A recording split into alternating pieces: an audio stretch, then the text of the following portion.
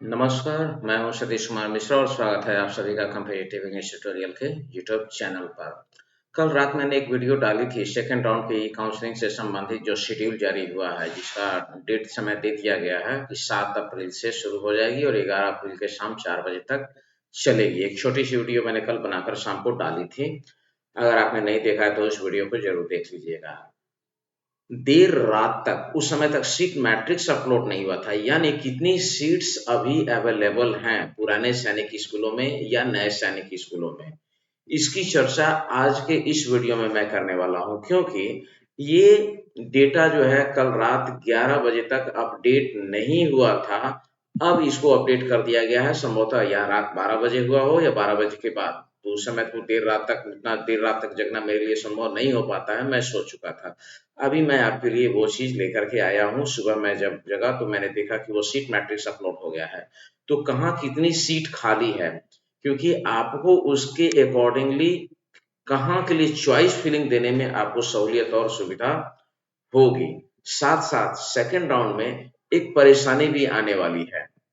तो इसको जानने के लिए मैं आपको लिए चलता हूं अपने कंप्यूटर स्क्रीन पर। तो जैसा कि आप देख रहे हैं, इसके लिए हम सबसे पहले गूगल क्रोम को ओपन करेंगे और गूगल क्रोम को ओपन करने के बाद जो AISSAC का जो पोर्टल है, हम उसको ओपन करेंगे और वहां ओपन करने के बाद हम चले जाते हैं ये जो स्कूल इंफॉर्मेशन है, यहाँ सीट मैट्रिक्स वाले पोर्शन पे, ये सीट मैट्रिक्स को हम ओपन कर लेंगे। और जब ये सीट मैट्रिक्स ओपन हो जाए तो यहाँ उसके बाद में आप क्लास 9 हो या क्लास 6 हो, जो भी क्लासेज हैं उसको सिलेक्ट करना है। मान लिया मैं क्लास 6 के लिए भी कर रहा हूँ, सेम प्रोसेस आप 9 के लिए भी देख सकते हैं, कर सकते हैं। यहाँ पर वैसे मैं बता दूंगा कि कहाँ कितनी टोटल अवेलेबिलिटी ऑफ सीट्स कितनी है। तो ये इसको हम जाकर के यहाँ सर्च कर देते हैं। अब सर्च करने के बाद ये हमारे सामने ओपन हो गया कि कहाँ पर कितनी है सीट्स अवेलेबल है। अब इसको अगर ध्यान दें, सबसे पहले जो स्कूल का लिस्टिंग है जैसे पहले राउंड में था वैसे ही है, लेकिन नंबर ऑफ सीट्स की वैकेंसी आपको अब मैं यहाँ पर बताने वाला हूँ कहाँ पर कितनी है, ताकि उसको ध्यान में रख करके अब आप अगर चॉइस देंगे और अकॉर्डिंग टू मार्क्स भी आपको रखना है। अगर मार्क्स बहुत अच्छे हैं पहले राउंड के जो कट ऑफ हैं जिन जिन स्कूलों में, उससे एक दो नंबर ही कम हैं।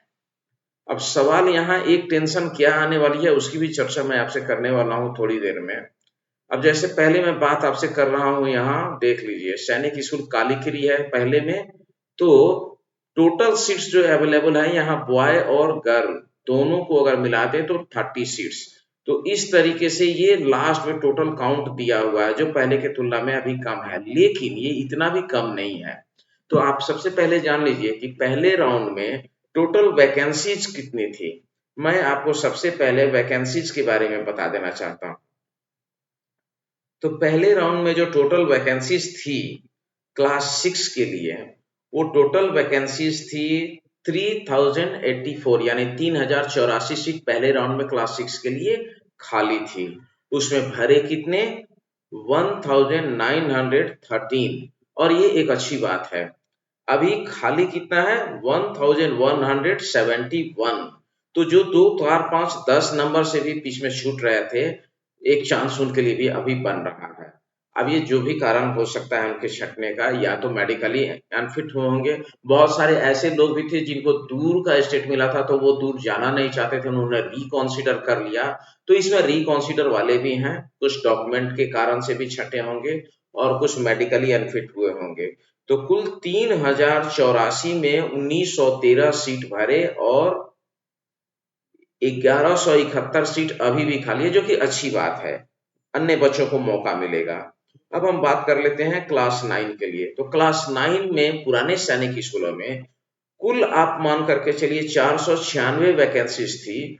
उसमें जो सीट अभी अवेलेबल है भरी है कितनी, 291। तो 205 सीट अभी भी उसमें खाली है। और फर्स्ट राउंड में नए सैनिक स्कूलों की वैकेंसी की अगर बात करें तो स्थिति बहुत अच्छी नजर आ रही है सीट फिलिंग के हिसाब से, यानी 1995 सीट खाली थी उसमें भरी है 299 और सेकेंड राउंड में जो सीट वैकेंसी है वो है 1696 सीट वहां पर अभी भी वैकेंट दिखाए जा रहे हैं। तो और इसका मुझे लगता है कि सबसे बड़ा कारण जो रहा है तो वो है बिहार के बच्चे को आपने अन्य जगह पर फेंक दिया। अब कटअप के आधार पर आपने कहा कैसे क्या किया ये नहीं जानते हम लोग। हाँ, जिस स्टेट के बच्चे हैं उनको अगर उन्हीं स्टेट में नए सैनिक स्कूलों में मिलता तो मुझे लगता है कि ये स्थिति थोड़ी बेहतर जरूर होती। अब बिहार के बच्चे के लिए हरियाणा जाना या अमरावती नगर जाना ये कितना दुष्कर कार्य है। बिहार के बच्चे को बिहार के नए सैनिक स्कूलों में अगर मिलता, फिर भी नए सैनिक स्कूल हो या पुराने सैनिक स्कूल सोसाइटी की एक पॉलिसी ये है कि सभी सैनिक स्कूलों में सभी स्टेट के बच्चों का प्रतिनिधित्व हो। तो इसके हिसाब से उन्होंने सारे स्टेट्स के बच्चे को मिक्सअप करने का एक प्रयास किया। लेकिन चलिए अब हो सकता है सेकेंड राउंड में कहीं वो इस चीज को देखें।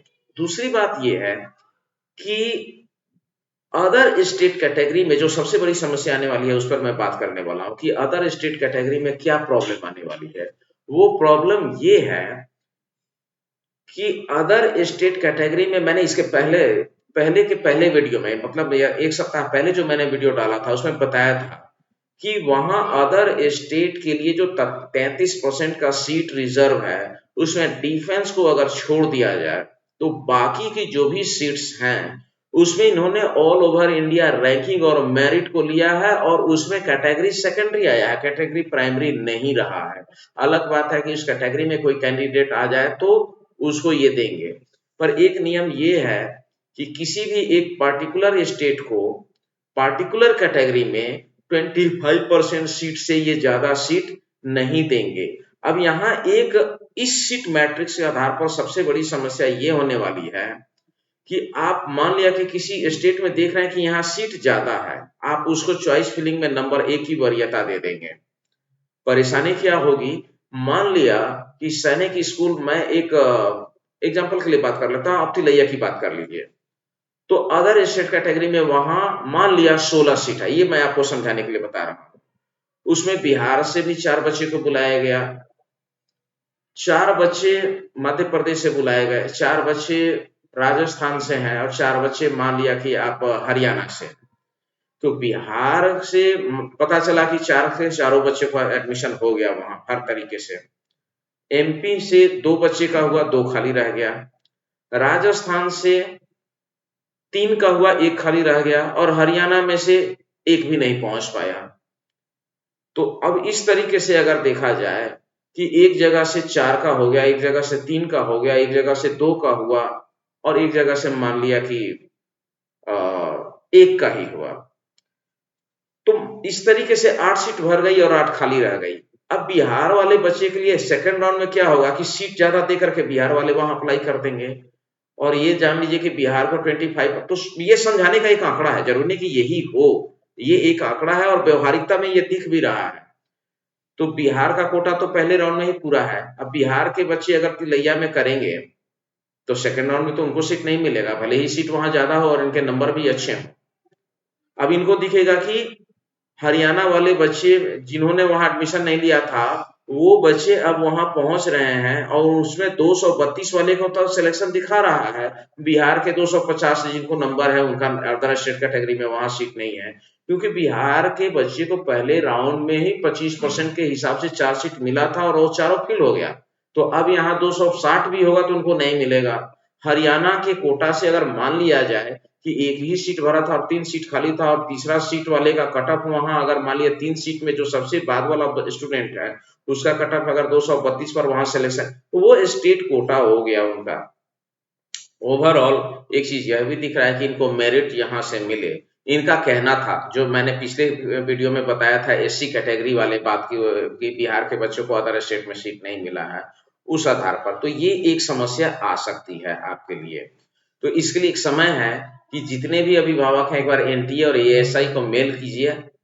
जितने ज्यादा मेल करेंगे उतना आपके लिए बेहतर होगा और वो मेल ये करें कि स्टेट वाइज जितने भी सैनिक स्कूल हैं उसमें प्रत्येक स्टेट का कोटा कितना बचा हुआ है, अगर ये मिल जाए तो आपके लिए चॉइस फिलिंग करना बड़ा आसान हो जाएगा। वरना नंबर ऑफ सीट्स देख करके आप अप्लाई करेंगे और पता चलेगा कि आपके स्टेट का कोटा वहां फिलअप हो चुका है। और बिहारी थोड़ा सा ऐसे भी ज्यादा दूर तक रश करते हैं। जरूरी नहीं है कि सिर्फ बिहार के लिए ही हो, अदर स्टेट के लिए भी हो सकता है, ये परिस्थिति हो सकती है, तो ये एक समस्या आएगी। तो यहाँ सीट्स की कहाँ कितनी क्या वैकेंसीज है, आइए सीट मैट्रिक्स आपको यहाँ पर दिख रहा है इसमें। इसी तरीके से आप जब 9 के लिए जाएंगे तो यहाँ क्लास 9 को आप ले लीजिए और यहाँ सैनिक स्कूल कर दीजिए सेलेक्ट, और यहाँ सर्च आप मार दीजिएगा। सर्च बटन पर आप क्लिक करेंगे तो आपके क्लास 9 का यहाँ पर ये सीट आ जाएगा। अब ये देखिए तो आपको क्लास 9 का ये सारा सीट मैट्रिक्स दिखा रहा है कि कहाँ कितना खाली है। ओवरऑल एक बात ये है कि सीट्स की अवेलेबिलिटी सेकेंड राउंड में है, और एक अंदेशा यहाँ से ये भी मिल गया कि थर्ड राउंड तक भी ये जाएगा, लेकिन थर्ड राउंड की प्रतीक्षा करना अब मुझे लगता है कि कितना उचित होगा, क्योंकि मेडिकली अनफिट तो इसमें भी सारे मेडिकली फिट हो जाए ये जरूरी थोड़े है, और सारे एडमिशन ले लें ये भी जरूरी थोड़े है। एनएसएस के लिए तो मुझे लगता है कि सैनिक स्कूल सोसाइटी जो अदर स्टेट के बच्चे को अदर स्टेट भेज रही है, एक तो उसके खर्च भी ज्यादा है, दूसरे एक स्टेट के बच्चे को दूर स्टेट में भेजने से वजह से ये शायद नए सैनिक स्कूलों में नामांकन की प्रक्रिया इतनी डल रही है, तो मुझे लगता है कि शायद सेकंड राउंड में, और कुछ डाटा भी हो सकता है कि अभी प्रॉपर नहीं पहुंच पाया हो। तो अभी के लिए इतना, और भी अगर कुछ इंफॉर्मेशन आती है तो पहले तो अब चॉइस फिलिंग का काम शुरू जब हो जाएगा पोर्टल पर, तो आप सभी अपने अपने यूजर आईडी से वहां लॉगिन करेंगे पासवर्ड से और अपना चॉइस फिलिंग कीजिए। चॉइस फिलिंग करने के बाद में जब रिजल्ट आएगा तब फिर इसको देखा जाएगा कि हाँ किसको कहाँ कैसे मिला और क्या करना है। अभी के लिए इतना ही, धन्यवाद।